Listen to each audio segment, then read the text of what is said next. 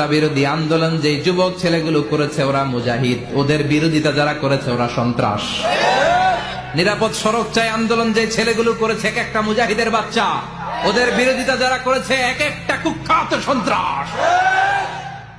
এজন্য হকের পক্ষে যারা থাকবে, ইসলামের পক্ষে যারা থাকবে, ন্যায় নীতি সাম্যের পক্ষে যারা থাকবে তারা মুজাহিদ। বাই ডিফল্ট এগুলো মুজাহিদ, চিল্লায় বলেন ঠিক কিনা? আর বিরোধিতা যারা করবে সন্ত্রাস।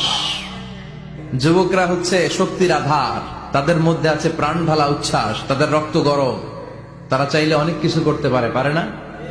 কোটা বিরোধী আন্দোলন করতে পারে, তারা নিরাপদ সড়ক চাই আন্দোলন করতে পারে, তারা দুর্নীতিমুক্ত বাংলাদেশ গড়ার প্রত্যয় নিতে পারে, চিল্লায় বলেন ঠিক কিনা? এজন্য যুবকরা যদি জাগে ভালো থাকবে বাংলাদেশ। যুবকরা যদি ইসলামের পক্ষে কাজ করে বাংলাদেশটার রহমত আর বরকত দিয়ে সমৃদ্ধ করে দিবে কে? এজন্য যুবক ভাইয়েরা যারা আছে, তোমাদের এই সময়টা অনেক দামি সময়, তোমরা আগামী দিনের সম্ভাবনা।